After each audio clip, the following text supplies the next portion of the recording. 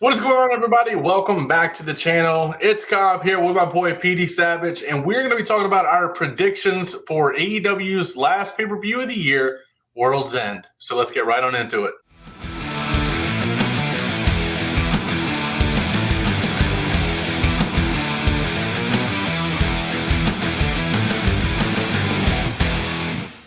All right, so PD, the first match we're going to talk about is one of the pre-show matches, and it is going to be Hook versus Wheeler Yuta for the FTW Championship.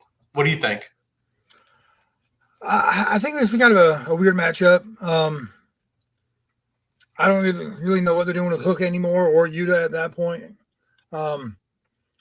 Maybe a good match. They're both pretty talented in the ring, very athletic. At the end of the match, though, I think it'll be still your FTW champion, Hook. Oh, okay. I did not expect that. I knew you had that, but I did not expect that. I got both of them. I'm just wondering when Hook is actually going to get on the main show.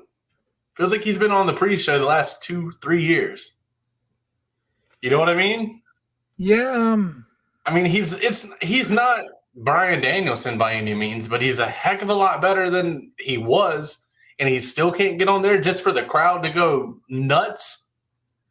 It is weird what they're doing with Hook because they're pushing him so hard. They have been pushing him so hard since he debuted to do nothing with him. Yeah. Well, that's kind of a common theme. And then the next one after that is the other prelim match. The 20-man Battle Royal for a shot at the TNT title. What you think?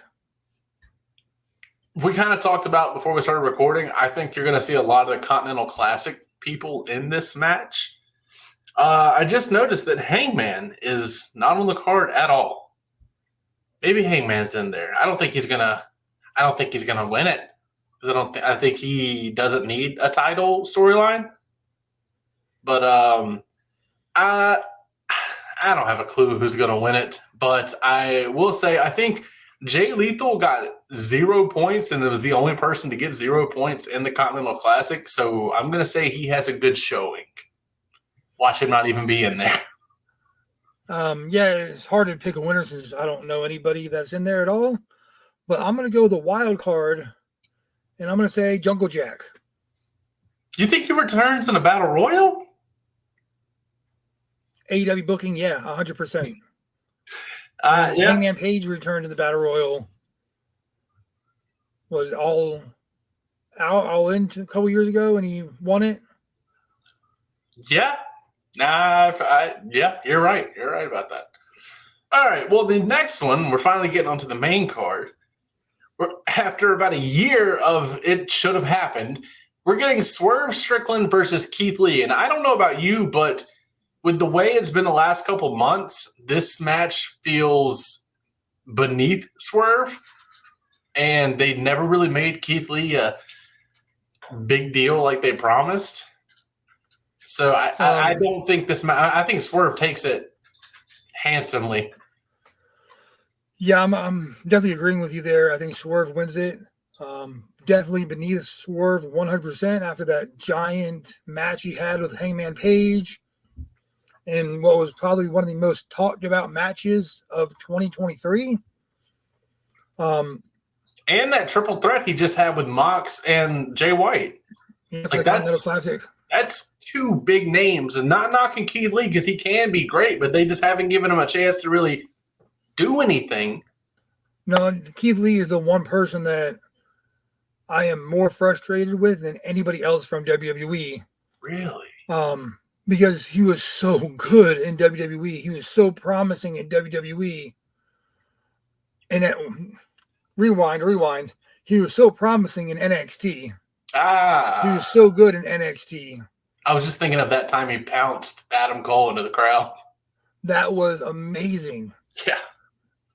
But he came to AEW and has done absolutely nothing. He won the tag belts for a couple weeks or whatever, right? And that was when the Acclaim was the hottest thing. And, I mean, rightfully so, that was the time to put the titles on them. at the expense of Swerve and Keith Lee. But Swerve and Keith Lee weren't really a special thing. I mean, they were special. Don't get me wrong. You give them any task, they can probably do it. But at the time, put them up against the Claim, there's no chance that they're going to win the match. So that killed their momentum. But yeah, the booking of Keith Lee in AEW has made me question their booking ability at all, more than any other former WWE talent. And I can say that with definitive ease. Yep. No, I agree. And then after that match, we have the first title match on the main card. We have Miss Julia Hart versus Abaddon. No offense to Abaddon. They haven't treated her fairly whatsoever. She would get brought in around Halloween, do a spooky match, and disappear. She could be something special. Just hasn't been given a chance to. With that being said, despite being not green, but definitely not a pro, Julia Hart's not losing this championship right now. No, absolutely not. Julia Hart is she has the fans behind her. She has the locker room behind her. She has shown that she'll put in any amount of work that she has to in the ring, outside of the ring.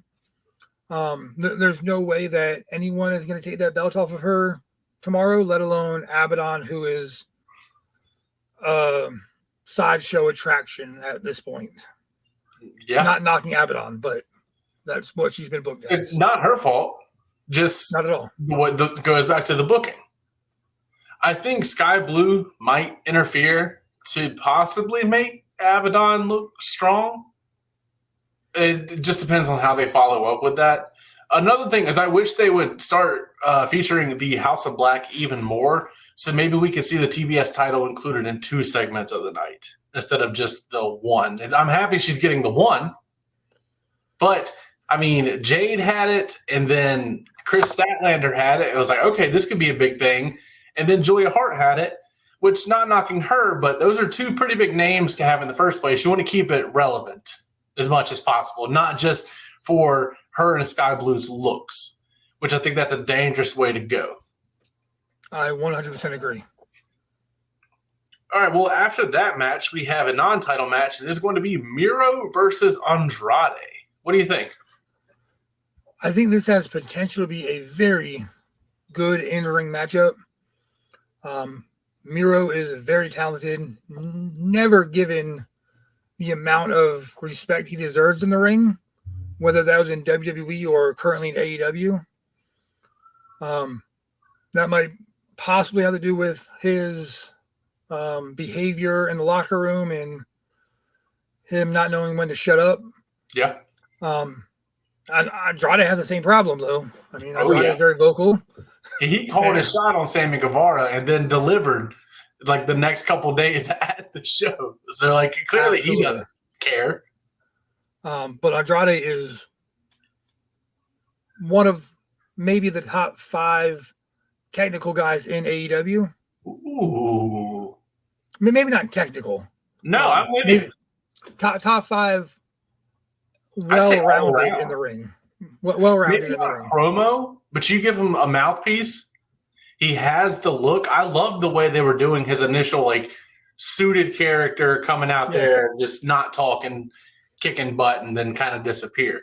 Can't do that with everybody because they did it with Wardlow and it didn't work. Now he's got their cutting promos for better or worse. But I don't think Andrade is never going to hit the level he should hit in AEW or WWE. And I think Miro's TNT title run was such a big deal at the time that anything after that's just going to be like under the cloud of that run. Yeah, I think you are right on the money there. If I had to pick a win, I'm picking Andrade. Yeah. I don't like the whole CJ Perry storyline that they did or they're doing now in AEW, and they also did the same thing kind of in WWE. I don't get it. I mean, I get it, but I don't think it fits. Yeah, I think it's very weird, and I also think it's very disrespectful to do that to the wrestlers. Yeah. I don't think you should ever be putting a man's wife or a woman's husband on screen with another person in a cheating storyline when you're in a real life relationship. I don't think I it's thought it was tasteful at distasteful in all. WWE. I think it's distasteful in AEW. Yep. So it's not any WWE bias or anything, but I don't like it. And the fact that they did it twice, I don't think goes towards AEW's bad booking. I think it's more of a Miro storyline he wants done. Maybe it's just Which then affection, goes yes. back to the fact where this is why wrestlers don't book wrestling shows. That part. So who do you got winning that one? For the sake of difference, I'm going to go Miro. Alrighty. And then the I don't next one care we either have. way. What was that? I don't care either way. Yeah. The next one we have that 8-man tag team match. On one side we got Ricky Starks, Big Bill, Kyle Fletcher, and Powerhouse Hobbs, and they're facing Chris Jericho, Sammy Guevara, Sting, and Darby Allin. I'm going to call this the Alphabet Soup Spot Fest. They scooped up some names. All right, yeah, we'll have these 8 guys go against each other. Yeah, it's It's going to be exciting. cluster. It's oh my god, it's just so. I mean, we could pick through this with each individual person and why they shouldn't be in this match. But I personally don't want to spend my whole night here. But I think everybody in this match deserves something better than this match. Yeah, if they're I not agree. in this match, don't put them on the card. Kick them back up with something else. It's just a really weird pairing. I don't know why you don't have your tag champions defending their titles. I think they're just going to do something to set up a feud with them. But I don't see Sting losing tonight or tomorrow night. You think he's going tonight, undefeated until he retires? whatever it is. I think he's undefeated until he retires. Makes sense. I think we said that at the last show, too. We did. And I will say that I will make one prediction for this match. Darby turns on Sting to set up Sting versus Darby Allin retirement match. And that is when Sting loses. In his retirement match. Sting's old school. He's going to pass the torch. You don't win your retirement match. Interesting. Is that it just blows my mind to the point where I don't follow it. Is that going to interfere with Darby's Mount Everest training or departure? I don't remember the timeline of that. I know he was going off to train about a month ago. Yeah, I think he said he was going to try in the spring. I don't remember. Spring doesn't start until March 22nd. Why do you know that off the top of your head? Because I'm a genius. Okay, all right. Anyway, next match, AEW Women's World Championship, Toni Storm versus Riho. Now, before you say what you had to say on this one, I was talking to one of my buddies who is the biggest Japanese women's wrestling fan that I know. And I said, what is the draw for Riho? He said to me, I personally do not get it. I don't understand why she was the inaugural AEW Women's Champion. And I don't know why they keep bringing her randomly back into feuds just for her to disappear for 6 to 8 months at a time. So that's someone from that demographic saying, I don't know why it's always her when there are better options. I can't disagree there. I'm not a big Japanese women's wrestling fan, but as a father of 2 young daughters, we do watch a lot of women's wrestling, and I do follow women's wrestling more than a lot of people. And I do not see the star appeal in Rio as Tony Khan does. I don't get it. I think it might be more of a Kenny call. Maybe. That's a great possibility. But regardless, she's not beating Tony Storm. I don't think so. And I heard somebody else say that they're probably going to use this to set up an eventual match between Tony and Mariah May, which I'd be fine with because Mariah was rocketing through stardom when she was over there. I agree. The next one is the Continental Classic Final. Jon Moxley versus Eddie Kingston. You go first. Oh, no. I said it first. You go. I know a lot of people are like, ooh, I've been wanting this Mox and Kingston. I don't care for it. I think, and it's obvious, this is fantasy. It's not the way that the brackets were set up. I would have preferred Mox, Kingston, and Jay White being a triple threat for this at the pay-per-view.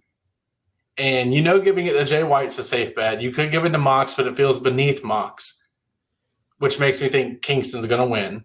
Or you could have given it to Swerve, who needs something right now for people to latch onto.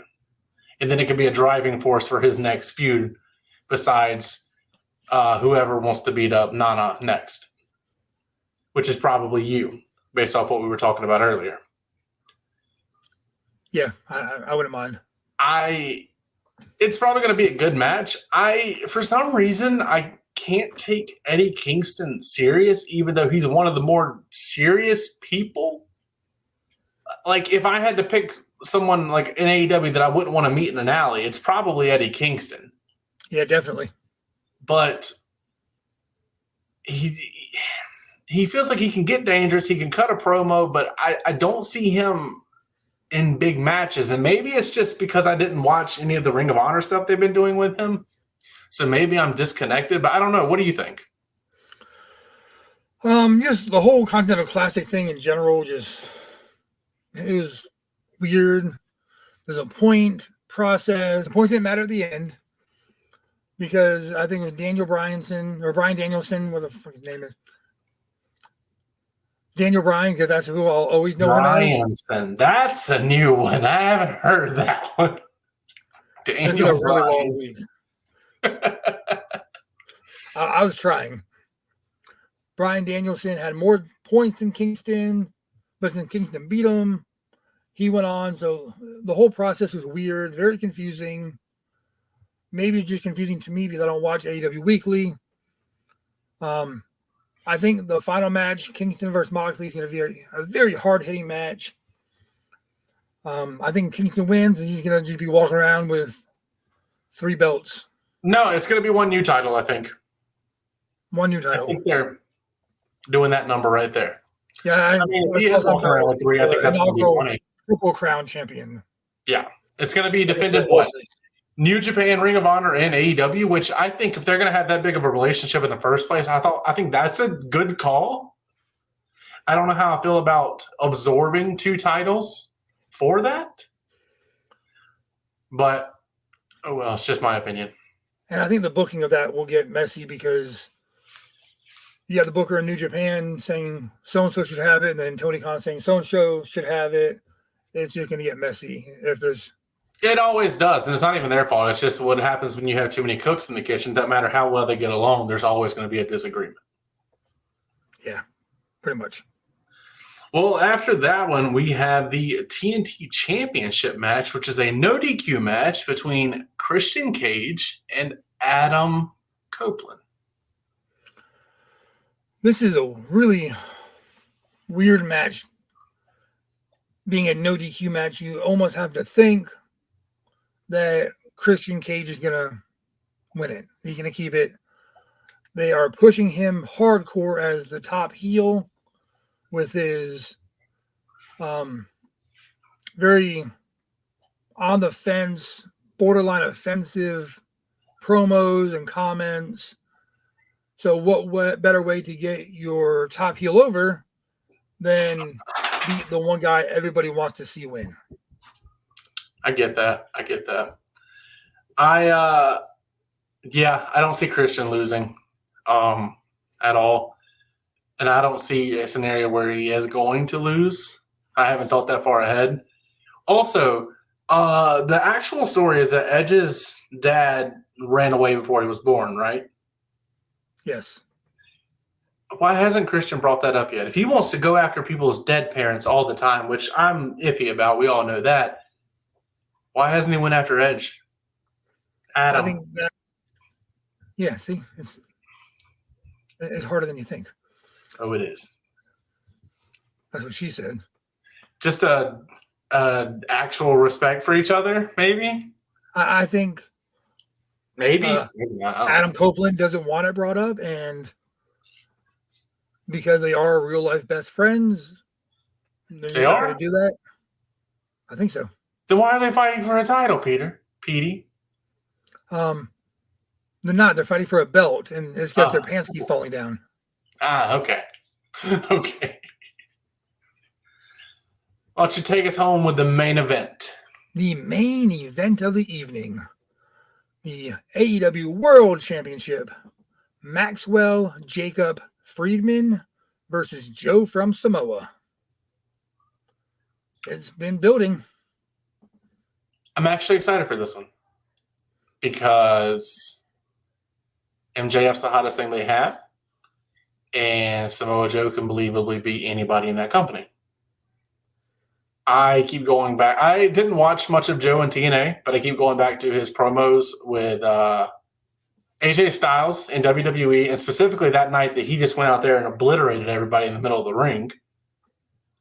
Samoa Joe's a good talker, and of course he's going to turn on somebody. You would expect MJF to turn on somebody because he's the natural heel that's playing a babyface, but Joe took it a step forward and said, no, I'm excited for it. I don't care how it ends. I do hope the devil gets revealed. And I just put a video out about that, about who I think it is and who I think the specific henchmen are that won the tag titles off of MJF and no, not Joe, and Adam Cole.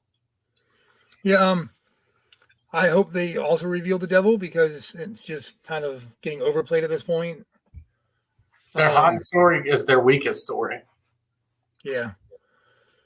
I have always been a fan of Samoa Joe, even from Impact. Well, before Impact, it was TNA. And that's when I started really getting into TNA, when Joe was feuding with Aces and Eights, Main Event Mafia. Anybody. Yeah, I mean, he was the new age Samoan bulldozer. Like, he was just wrecking everybody in his path. I think that Samoa Joe is going to beat MJF. To keep the speculation alive that MJF hasn't re-signed. But that's the only reason I think Samoa Joe's going to win. I don't know how it's going to play out, but I definitely think the devil is revealed, and he is on Samoa Joe's side. Who do you think the devil is? I think the devil is Kenny Omega. You were serious about that when you texted that to me. Yeah, I know how they like to toe the line of kayfabe and reality in AEW. So everyone thinks Kenny Omega is out with an injury. So what if Kenny Omega is the devil and the henchmen are the Young Bucks? That hurts my head to think about. This is AEW. Yeah.